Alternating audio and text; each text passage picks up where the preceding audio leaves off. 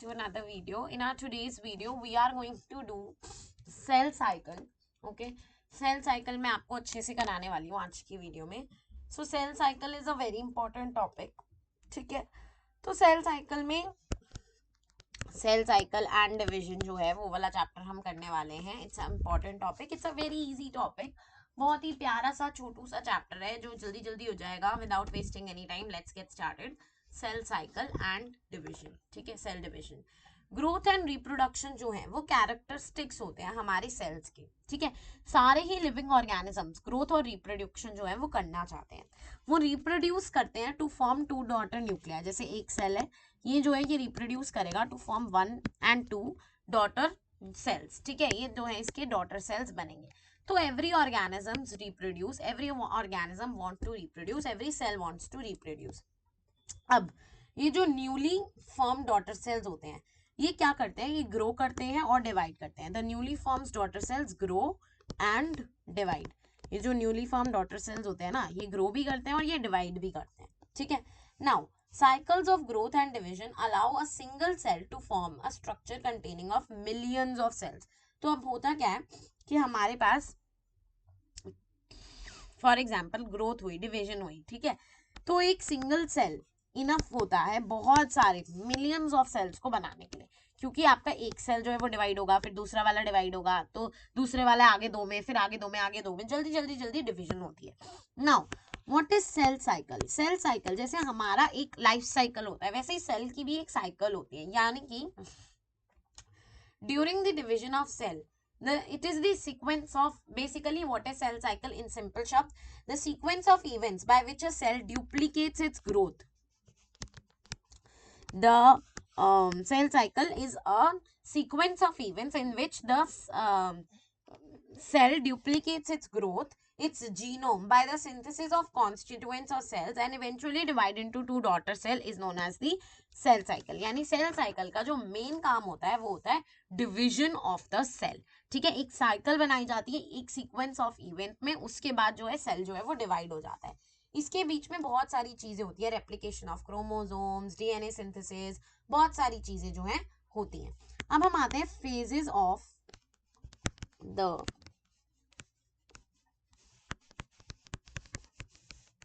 Cell cycle पे.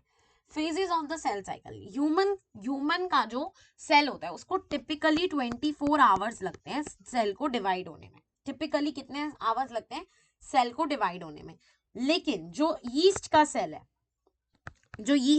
है वो 90 मिनट में ही हो जाता है, यानी कि 1.5 आवर में ही वो डिवाइड हो जाता है. वेराज ह्यूमन का जो सेल है उसको लग जाते हैं 90 मिनट्स, है ना. तो यीस्ट सेल को लग जाते हैं 90 मिनट्स विच इज 1.5 आवर, और ह्यूमन के सेल को लग जाते हैं 24 घंटे. ह्यूमन के सेल को क्या लग जाते हैं 24 घंटे. अब जो सेल साइकिल होती है ना हमारे किसी भी सेल की, सेल साइकिल जो होती है वो दो पार्ट्स में डिवाइडेड होती है, ब्रॉडली दो पार्ट्स में. पहला होता है इंटरफेस.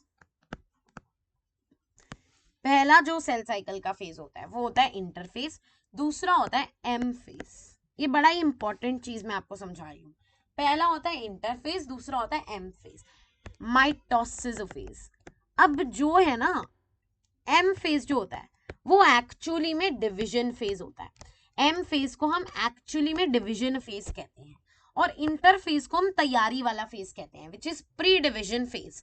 अब आप इस चीज को समझो कि शादी होती है घर में, तो शादी तो सिर्फ हमारी 2 मिनट के लिए होती है फॉर एग्जाम्पल, बाकी के 60 मिनट तो यहाँ लग जाते हैं, यानी इंटरफेज में लग जाते हैं. हल्दी, मेहंदी, एंगेजमेंट. शादी तो एक ही दिन की है, उससे पहले जो 6-7 फंक्शन और होते हैं, माता की चौकी, ये वो इंटरफेज है. यानी कि जो असली कार्यक्रम है वो तो एम फेज है, लेकिन उससे पहले का जो कार्यक्रम है वो है इंटरफेज. ठीक है, तो M phase is the actual division. अब 24 घंटे मैंने आपको कहे एक ह्यूमन सेल को लगते हैं डिवाइड होने में.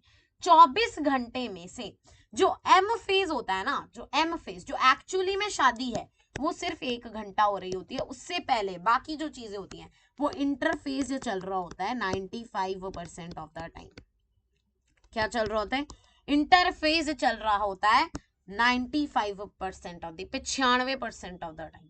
बाकी जो है वो 1 घंटा जो है वो आपका चल रहा होता है एम फेज। इतना क्लियर है? 101% समझ आया? नाउ एम फेज जो एम फेज है वो स्टार्ट किससे होता है? वो स्टार्ट होता है न्यूक्लियर डिवीजन से।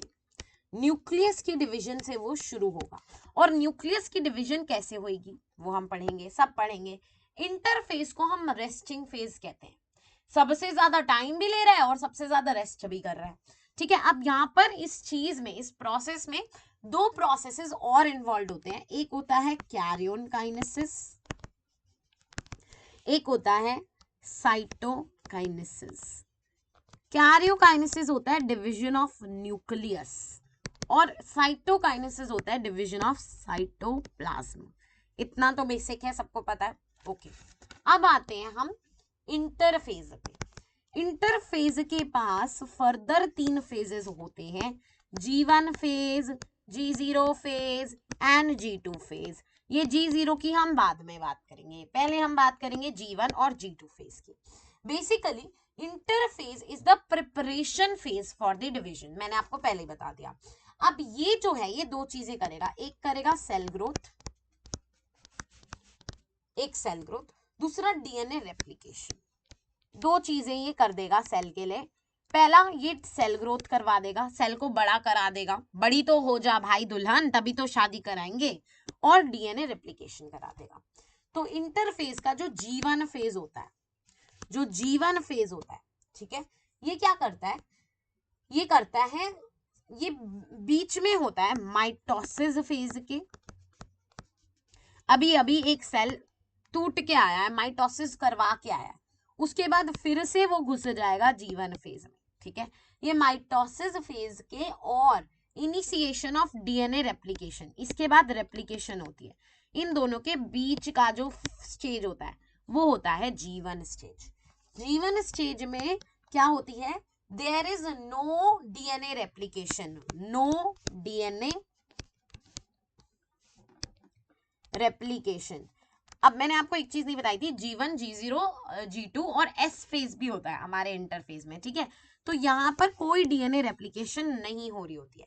G1 फेज में there is no DNA replication.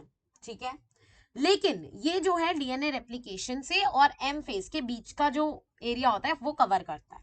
ठीक है, अब यहाँ पर सेल जो है वो ग्रो करने आता है, बेसिकली ग्रोथ होती है कंटिन्यूसली, रैपिडली। दूसरा होता है S फेज, एक होता है G1 फेज, एक होता है हमारा S फेज। G1 फेज तो क्लियर हो गया। दूसरा होता है S फेज, जिसको हम सिंथेसिस फेज कहते हैं। सिंथेसिस फेज में क्या होता है? यहां पर डीएनए की सिंथेसिस टेक प्लेस होती है, यानी डीएनए जो है सिंथेसाइज होने लग जाता है, डीएनए सिंथेसिस होने लग जाती है। और यहां पर एक और चीज होती है, डीएनए सिंथेसिस हो रही होती है, डीएनए पर सेल, डीएनए पर सेल डबल्स। डीएनए जो है हर सेल का वो डबल हो जाता है। During this stage DNA cell जो है वो डबल हो जाता है, यानी कि अगर इनिशियल अमाउंट 2n होता है डीएनए का तो वो 4n हो जाता है, तो वो 4n हो जाता है पर सेल, पर सेल। लेकिन एक चीज ध्यान रखना, क्रोमोसोम्स इंक्रीज नहीं होते, क्रोमोसोम्स इंक्रीज नहीं होते, सिर्फ डीएनए इंक्रीज होता है। ठीक है, ऑलराइट। अब डीएनए रेप्लिकेशन हो गई S फेज में। अब G2 फेज आता है। G2 फेज में क्या होता है? G2 फेज में प्रोटीन्स जो हैं वो सिंथेसाइज होते हैं। क्या होते हैं? प्रोटीन्स सिंथेसाइज होते हैं और ग्रोथ होती है। प्रोटीन्स होंगे और ग्रोथ होगी। ठीक है, और ग्रोथ होगी, प्रोटीन्स और ग्रोथ।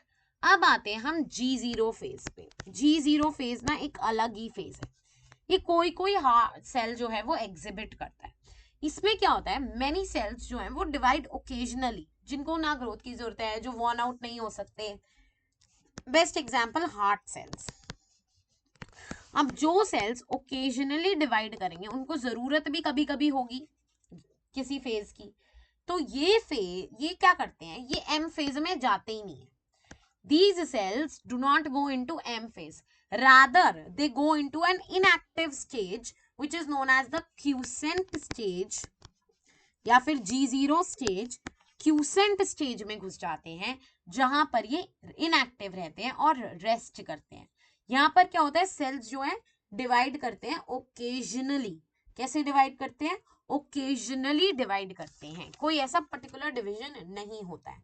यहाँ पर मेटाबॉलिकली तो एक्टिव होते हैं सेल्स, मेटाबॉलिकम मतलब एनर्जी प्रोड्यूस कर रहे होते हैं, मेटाबॉलिज्म कर रहे होते हैं, लेकिन ये क्या रहते हैं, छुपे हुए रहते हैं। बट तब तक प्रोलिफरेट नहीं करेंगे, तब तक डिवाइड नहीं करेंगे जब तक इनके ऊपर हमने कहा नहीं है कि अब करो डिवाइड बैठ के। ठीक है, ओके। अब आते हैं हम, अब हमने शादी से पहले की तैयारियां करवा ली, G1, G0, G2, S phase. G1 में क्या हो रहा था, ये इंटरमीडिएट है between M phase and DNA replication. इधर क्या हो रहा था, डीएनए रेप्लिकेशन शुरू हो गई थी। G1 में एक और चीज हो रही थी विच वॉज G1 में एक और चीज हो रही थी, what was it, your growth, है ना। एस फेज में क्या हो रहा है, सिंथेसिस हो रहा है किसका, डीएनए का। डीएनए पर सेल जो है वो डबल हो रहा है। G0 में तो क्यूसेंट स्टेज आ रही है, और G2 में क्या हो रहा है, सेल ग्रोथ कर रहा है, और अब जो है सेल जो है और कुछ नहीं कर रहा है, प्रोटीन्स जो है बना रहा है। ठीक है, अब आते हैं हम मेन शादी पर, एम फेज पर। अब बच्चों को बड़ी दिक्कत होती है, एक होता है बच्चे माइटोसिस, एक होता है मियोसिस। अब हमारे जो नॉर्मल सेल्स होते हैं, जो नॉर्मल सेल्स होते हैं वो शो करते हैं एम फेज, माइटोसिस फेज।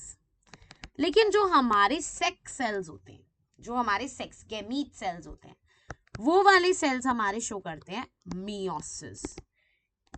इसको हम कहते हैं रिडक्शनल डिवीजन, और इसको हम कहते हैं इक्वेशनल डिवीजन। दोनों समझाऊंगी, टेंशन मत लो, तुम्हारे को टेंशन लेने की जरूरत ही नहीं। अभी हम एम फेज को शुरू करते हैं। एम फेज यानी कि माइटोसिस को शुरू करते हैं। माइटोसिस वाले में, माइटोसिस फेज में क्या है हमारे पास, एक होता है प्रोफेज, दूसरा होता है मेटाफेज, तीसरा होता है एनाफेज, पहले एनाफेज आता है, फिर आता है टीलोफेज, और ये ऐसे ऑर्डर में चलते हैं। ठीक है, सबसे पहले प्रोफेज, फिर मेटाफेज, फिर एनाफेज, फिर टीलोफेज। प्रो मेटा एना टीलो, प्रो मेटा एना टीलो, याद हो जाएगा, तुम पढ़ते रहोगे ना साथ साथ साथ साथ साथ साथ याद हो जाएगा। ठीक है, बहुत जल्दी जल्दी मैं ये करा दूंगी। एम फेज में prophase is the first phase.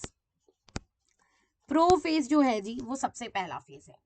Prophase में क्या हो रहा है, नंबर ऑफ क्रोमोसोम्स जो हैं, अब पहले मैं थोड़ा सा आपको एम माइटोसिस के बारे में ही बता दूं।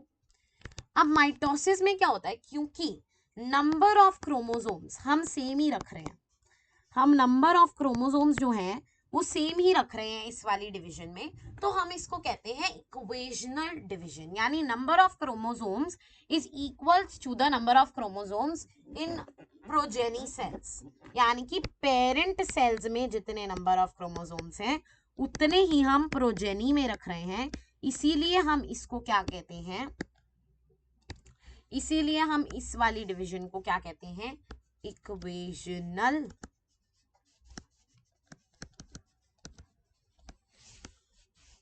डिवीजन। समझे, तो नंबर ऑफ क्रोमोसोम्स जो है parent cell equals to the progeny cells, इसीलिए हम इसको कहते हैं इक्वेशनल डिवीजन। इसमें नंबर ऑफ क्रोमोसोम्स को हम हाफ नहीं कर रहे हैं। ठीक है, अब ये ना स्टेज जो है डिवाइड होता है 4 स्टेजेस में, और इन 4 स्टेजेस प्रो एना टीलो मेटा के बाद एक और स्टेज होती है जो कि होती है कैरियोकाइनेसिस, जो कि फॉर साइटोप्लाज्म की डिवीजन के लिए, सॉरी न्यूक्लियोप्लाज्म की डिवीजन के लिए होता है। ठीक है, अब बहुत क्लियर कट लाइंस तो हम ड्रॉ नहीं कर सकते इन स्टेजेस के बीच में, बट फिर भी हम बता सकते हैं अभी प्रोफेज चल रहा है, अभी एनाफेज चल रहा है, अभी टीलोफेज चल रहा है। देखो, सबसे पहला आपका होता है प्रोफेज, ये सबसे फर्स्ट है, this is the first phase. ठीक है, first stage of mitosis. Prophase में क्या होगा, एस एंड G2 फेज के बाद डीएनए मॉलिक्यूल्स बन गए थे। ठीक है, अब इसमें क्या हुआ, prophase is marked by the initiation of condensation of chromosomal material. इसमें प्रोफेज में क्या होता है, कंडेंसेशन, कंडेंसेशन होती है किसकी, क्रोमोसोम। सिंपल सी बात है भैया, प्रोफेज आया तो कंडेंसेशन होगी, किसकी? क्रोमोसोमल मटेरियल की। अब इसको हम कहते हैं chromatin condensation. The chromosomal material becomes untangled. यहाँ पर जो क्रोमोसोमल मटेरियल है वो अनटेंगल भी हो रहा है, और वो क्या कर रहा है? वो क्रोमैटिन कंडेंसेशन जो है कर रहा है। यहाँ पर क्या हुआ? यहाँ पर क्रोमोसोमल मटेरियल जो है वो बना देगा आपको कॉम्पैक्ट क्रोमोसोम्स। क्रोमोसोमल मटेरियल का कंडेंसेशन हो रहा है जो कि क्या बना देगा? कॉम्पैक्ट क्रोमोसोम्स बना देगा। ठीक है, तो क्रोमोसोमल मटेरियल का जो है आपको यहाँ पर क्या देखने को मिलेगा? कंडेंसेशन देखने को मिलेगा, जो कि आपको क्या दे देगा? कॉम्पैक्ट से क्रोमोसोम दे देंगे। यानी कि आपके ऐसे गुच्छा गुच्छा गुच्छा गुच्छा गुच्छा गुच्छा गुच्छा गुच्छा गुच्छा होता है क्रोमोसोमल मटेरियल। ये गुच्छा गुच्छा जो है ये ऐसे पर्टिकुलर क्रोमोसोम्स की शेप में आ जाएगा। क्या होगा? कंडेंसेशन हो जाएगी इसकी, और ये पर्टिकुलर क्रोमोसोम की शेप में जो है आ जाएगा। समझ आया? 101% समझ आया कि नहीं आया? तो हुआ क्या? ये जो गुच्छा गुच्छा गुच्छा गुच्छा गुच्छा था ये चला गया, ये गुच्छा जो है ये चला जाएगा। ठीक है, कुछ क्रोमोसोम की तरह ये आ जाएगा। इसमें क्या होगा? क्रोमोसोम्स जो है वो बन जाएंगे क्रोमैटिड्स। ठीक है, तो ये आपका अर्ली प्रोफेज होता है, ऐसे गुच्छा गुच्छा गुच्छा बना होता है हर जगह, और ये होता है आपका लेट प्रोफेज। लेट प्रोफेज में ऐसे आपको क्लियर स्ट्रक्चर्स देखने को मिल जाते हैं। ठीक है, समझ आ गया? ये अर्ली प्रोफेज था, ये लेट प्रोफेज। अब हम आते हैं सेंट्रोमियर जो है, यहां पर सेंट्रोमियर जो होता है वो भी जो है डुप्लीकेट प्लेसेस पर चला जाता है। यहाँ पर क्या होता है? Cells at the end of prophase, क्या सेल्स जो एंड ऑफ द प्रोफेज में देखे जाते हैं ना, तो वो हमारे को न्यूक्लियर मेम्ब्रेन दिखाते हैं ना वो हमें न्यूक्लियस दिखाते हैं। यानी basically eight the end of the prophase जब वो ऐसे क्रोमोसोम्स में बदल गए हैं तो क्या होगा? उनके सारे न्यूक्लियस न्यूक्लियस और सेल ऑर्गेनल्स जो है वो चले जाएंगे। कहाँ चले जाएंगे? They will disappear. यानी कि eight the end of the prophase all these organelles will disappear. समझ आया? cells at the end of the prophase when viewed under the microscope do not show Golgi apparatus, nuclear envelope, nucleolus, ये सब जो है वो चले जाते हैं। ठीक है, अब क्या हुआ? मेन प्रोफेज में क्या हुआ? कंडेंसेशन ऑफ द क्रोमोसोम हुआ। अब मेटाफेज आ गया। अब क्या आ गया? मेटाफेज। मेटाफेज में क्या हुआ? आफ्टर द कंडेंसेशन, ठीक है, मेटाफेज जो है वो शुरू हो जाता है। अब क्या होता है? क्रोमोसोम्स जो है वो साइटोप्लाज्म में स्प्रेड आउट होने लग जाते हैं। क्या होने लग जाते हैं? Spread out. क्रोमोसोम्स जो है साइटोप्लाज्म में स्प्रेड आउट होने लग जाते हैं। अब कंडेंसेशन ऑफ क्रोमोसोम्स तो हो गया, कंप्लीट हो गया क्लियरली। अब यहां पर इस स्टेज पर सबसे ज्यादा इजीली स्टडी करे जा सकते हैं chromosomes at metaphase. Chromosomes are studied usually because बहुत क्लियर दिखते हैं मेटाफेज में क्रोमोसोम्स आफ्टर लेट प्रोफेज। ठीक है, अब यहां पर क्या होता है? एक डिस्क लाइक स्ट्रक्चर होता है on the surface of the centrosomes are called kinetochore. तो बेसिकली क्या होता है? इस स्टेज पे क्रोमोसोम जो है वो ऐसे टू सिस्टर क्रोमैटिड का बन जाता है। ठीक है, और ये जो दो सिस्टर क्रोमैटिड होते हैं ये ऐसे पास पास होते हैं। ठीक है, और इनके ऊपर ऐसे करके एक सेंट्रोजोम होता है। क्या होता है? सेंट्रोजोम। सेंट्रोमियर भी कहते हैं इसको। ये जो है ये एक सिस्टर सेंट्रोमियर होता है। इस सेंट्रोमियर पर आकर काइनेटोकोर्स जुड़ते हैं। कौन जुड़ते हैं? काइनेटोकोर्स।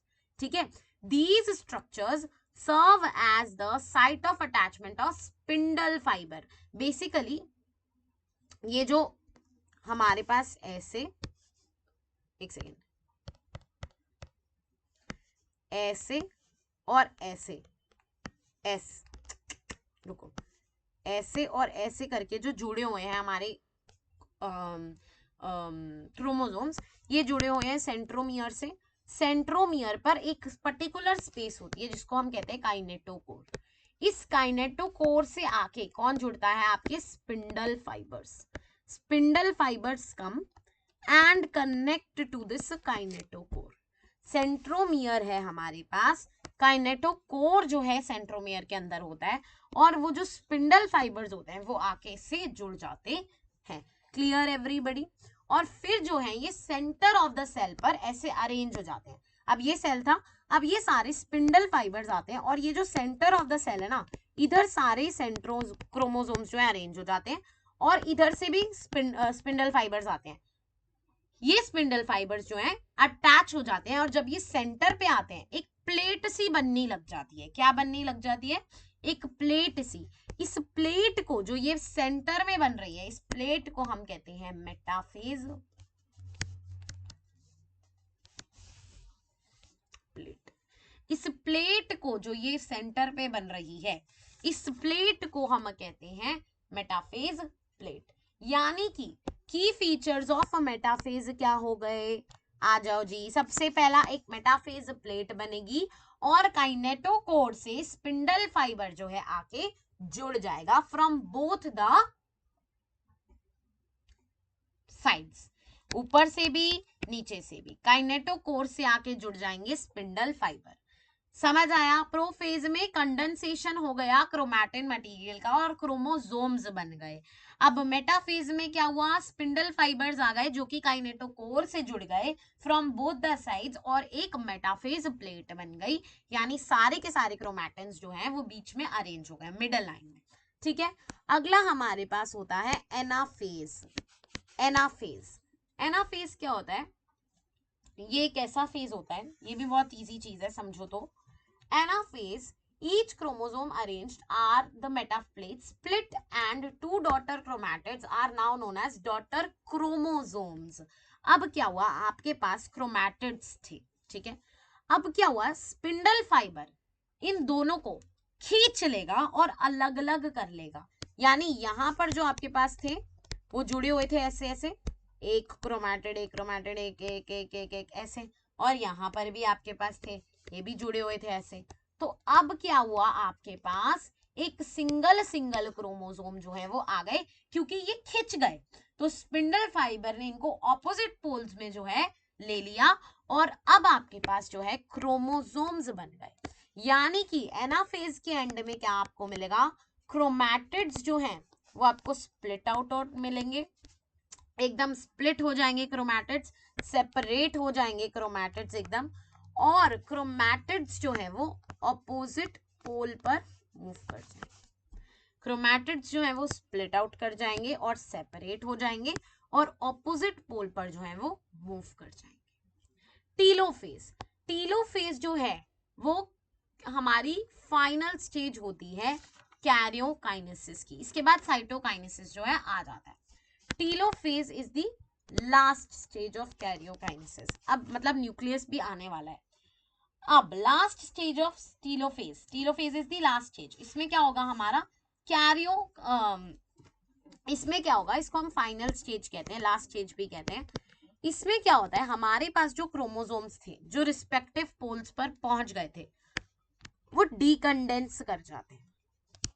जो हमारे पास क्रोमोसोम्स थे जो रिस्पेक्टिव पोल्स पर पहुंच गए थे वो डीकंडेंस कर जाते हैं, मतलब वापस से क्रोमैटाइज बन जाते, क्रोमैटिन मटेरियल में बदल जाते हैं। अब क्रोमोसोम्स जो है वो अपनी इंडिविजुअलिटी जो है वो लूज कर देते हैं, और क्रोमैटिन मटेरियल जो है वो इकट्ठा हो जाता है पोल्स पर।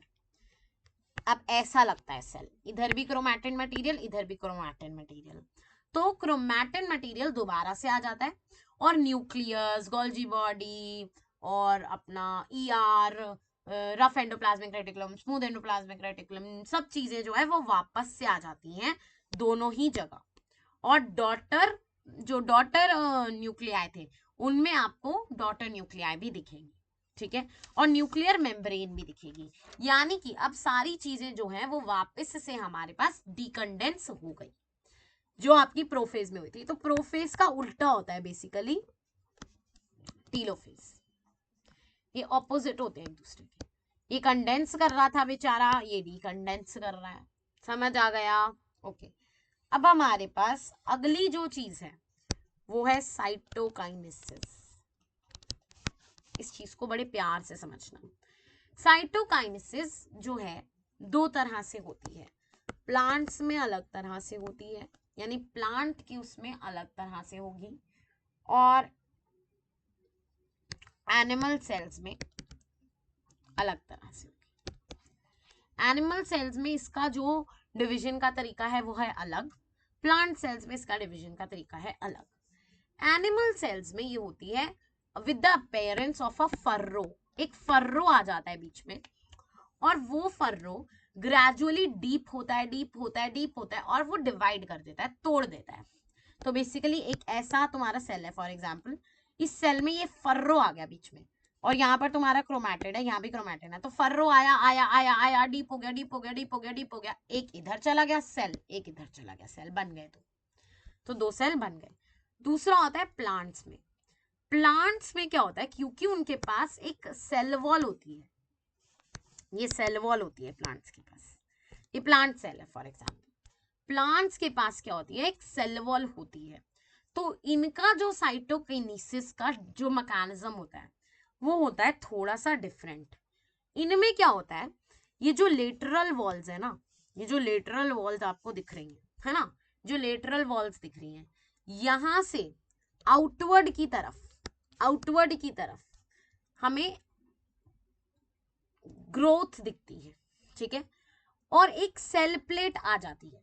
अब ये सेल प्लेट जो है ये बीच में आ जाती है, ये सेल प्लेट जो है ये बीच में आ जाती है। अब ये सेल प्लेट जब आई, ये सेल प्लेट क्या करेगी, ये दो पार्ट्स में इसको डिवाइड कर देगी प्लांट को। सेल प्लेट क्या करेगी, दो पार्ट्स में डिवाइड कर देगी प्लांट के सेल को। समझ आ गया, कोई परेशानी? आई होप ना ही हो परेशानी, नहीं है, ठीक है, ग्रेट। अब हम आते हैं सिग्निफिकेंस ऑफ माइटोसिस पर। माइटोसिस माइटोसिस माइटोसिस इतना पढ़ लिया मैम, सिग्निफिकेंस भी तो बता दो माइटोसिस की। सबसे पहली significance, it is equational division, which means it helps in diploid cells, है ना। और ये किस में हेल्प करेगी, ये हमें न्यू सेल्स को बनाने में हेल्प करेगी, ग्रोथ ऑफ मल्टीसेल्यूलर ऑर्गेनिजम्स में, रिपेयर ऑफ सेल्स में, है ना।